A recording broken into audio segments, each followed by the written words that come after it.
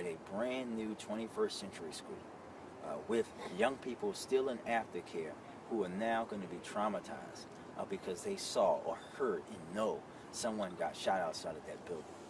That's what we should be thinking about, the total impact that this is going to have. A young lady fighting for her life and not pointing the fingers, but saying, what can we all do? And we will continue. We want folks to step up. If you know, even if this is someone related to you, even if it's your own child, you deserve to say this, because this family deserves to say and know who shot this baby. It's that simple. You shouldn't put it off on anyone else. You shouldn't allow people who do this to sleep at night comfortably. Wake them up, tuck them in at night, make sure they're sleeping in a warm house. You should make sure that you turn them in like you would want someone to turn someone else in if they did this to your child. That's what we should be talking about tonight, plain and simple. Good old-fashioned community responsibility, especially for our young people. And with that, I'll turn it over to Director Jackson. Thank you, sir.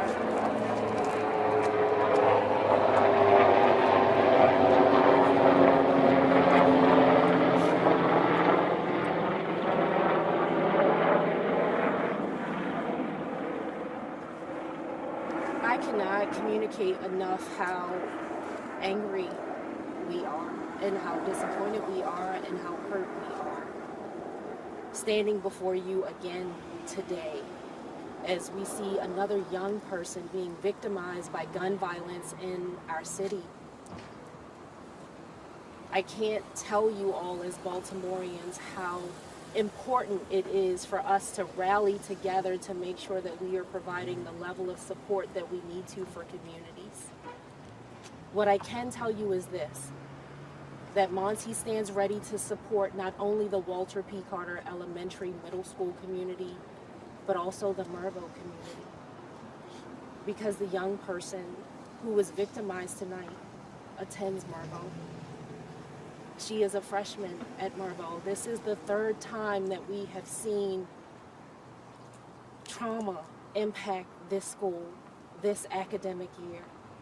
And so Monty will be activating coordinated neighborhood stabilization responses, not only for the students who are here, children who range from the age of 4 to about 12 or 13, who witnessed this violence outside of this school, to those who are also attending Mervo Vocational Technical High School, because this is compounded trauma for them and for their community. We stand ready not only to support them in this time of traumatization, but also to support the families of these young people who have to provide the supports to them given what they've witnessed, but also what they continue to experience as complex trauma in our neighborhoods. I will reiterate what we heard from the mayor when I say, if you know something, say something. Baltimore, we are calling on you to respond here. We know that folks know what happened here, and it is your responsibility as a villager to open your mouth and say something so that violence stops. We also stand ready to work in partnership with Councilman Conway and with Councilwoman Ramos in the districts that are impacted tonight, and to partner with the rest of our city agencies and community-based partners, our faith-based leaders, in order to effectuate healing for these communities, while also calling you all to action to do something different. Sir?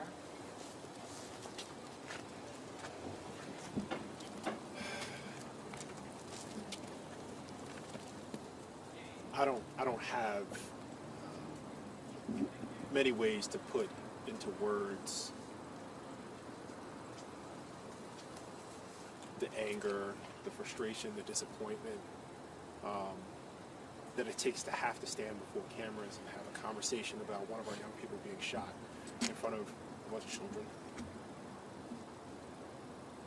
This job is very difficult. I send my heartfelt words and messages to the family, to the victim in this instance. And, you know, we're going to do everything in our power to figure out who did this, what caused this, and make sure that we can support the community here. This is a phenomenal school with young people that are endeavoring to do great things. And I invested a lot of time in this community. For things like this to happen, it's incredibly frustrating. So looking forward to working with the mayor, director, with the department, to make sure that we put all our effort into finding justice in this instance. Making sure we continue to support the school and the young people in the neighborhood and the church and the folks here that call this place home, because we all deserve that. Thank you. Questions, you all? Mayor, obviously, and you mentioned it earlier, you know, this is another case of a student being shot near a school or on their school grounds. What are you doing to try and stop this, and what is it going to take? Stop right there. Yeah. I'm telling y'all tonight, I'm not up for it. I'm not up for the dumbass questions. I'm up for real questions, not the stupid ones tonight. Let's be honest. What happened here is about breakdowns in our community. We're talking about police officers who got here 3 minutes after we got the call. We're talking about a school where when you hear from community members, when you talk to Ms. Phyllis, who's here today, and when she says what she needs in her community, it's activities for young people to do, good schools for them to go to, all of the things that are here, right? We're going to continue to do the work that we're doing each and every day, and that's going out, taking people off the streets that are arrested, that have guns, and use them, turning them over to the other parts of the justice system, investing in communities that have been disinvested in, like this one has for a very long time. If you saw Walter P. Carter prior to this building here, you would know exactly what I'm talking about, where these young people, some of these young people remember not being able to drink water out of their school, not having air conditioning in the summertime and heat in the winter. That's the stuff that we're doing each and every day. That's why we're making those historic investments into community violence intervention, while also supporting our police department to do their work. But we also have to have a real and honest and tough conversation. We have to be better as a community, and people have to be better, right? Young people are carrying guns in our city. You guys talk about it consistently when they get arrested at school or in the streets about that. But that means that some adult was not stepping up to say to that young person, you know you're not supposed to have that. Or if they're a parent or a guardian, stepping up and taking that away from them. We are talking about societal issues here that allow young people to think that this is how they're supposed to resolve their conflict. Because quite frankly, they learn it from adults who didn't learn how to resolve their conflict. That's what we're talking about here. Personal decisions. So all of it matters. There isn't one thing that's going to stop things like this from happening. Every single thing matters in that baby's life, and the people who pulled the trigger's life. Everything that happens in our city and our community to those individuals matters. And that's why we have to talk about it all. Mr. Mayor, Keith, I know it's a very passionate time for you and certainly frustrating for you. You just spoke to it earlier. But violent, we've seen violent. It's been a violent past few hours for some of our young people, Mr. Mayor. Now, can you speak to that, the violence and the young people who are hurt? Yeah, listen, like you just said, it is a very, very emotional time for me, Keith, because these are babies and young people. And we know that we've had a very violent past 24 hours. But even when, like as yesterday, even with that and noting that we're down 30% in homicides and down over 20 in non-fatal shootings, that's not good enough for me, Keith, because I want to be down 50, 60, 100%. And we're going to keep pushing that way. The police department's going to do that. Monsi's been doing great work. They just kicked off work with at-risk young individuals inside schools where we know we've had violence. We're going to do all of the work, but we know that we also need partners in the work. We know that we just gained new great partners in the governor and in the state's attorney, but we need more community partners. We need more of the media going out there and talking to folks about the great programs that is going on. So maybe these young people who constantly seeing these things online over and over and over again about violence in the city, see you keep doing a story about some after-school program that's changing lives of young people, and that gets promoted on your station's Instagram feed over and over and over again, instead of always the negative, because it always in all matters when you're talking about this. Police department will keep doing the investigations, and I have no doubt, like I always do, that our detectives will find it. Okay, and really, And when we do, sorry about that, Keith, Mhm. and when we do, we need people to confirm that and step up. Don't be scared, especially when you're talking about a little baby getting shot. I don't care about stop snitching or none of that. This is a kid. That doesn't apply. This is a baby. And if you're scared to step up, you're a grown man and a grown woman, you shouldn't even call yourself that. Go ahead, Keith. right now, this is probably for the commissioner or you, Deputy Commissioner.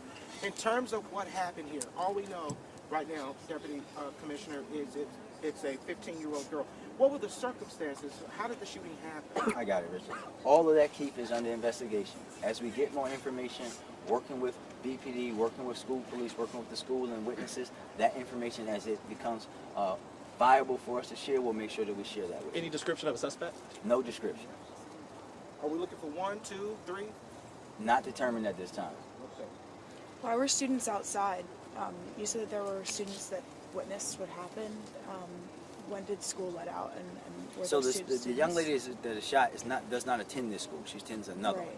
But if you know, young people like to hang out in places like schools, right? Because they know the activities and things are going on. And there's after-school programming that happens at this building. Okay. And I just want to confirm, that happened outside, right? Yes. Yes, sir. The Not in the after- building. Yes, sir. The after-school program, though, was it occurring inside the school or outside of the school? It's an after-school program, Keith, so they do activities in and out. Okay. One last question. One. Thank you. Thank you, everybody. you. Thank you.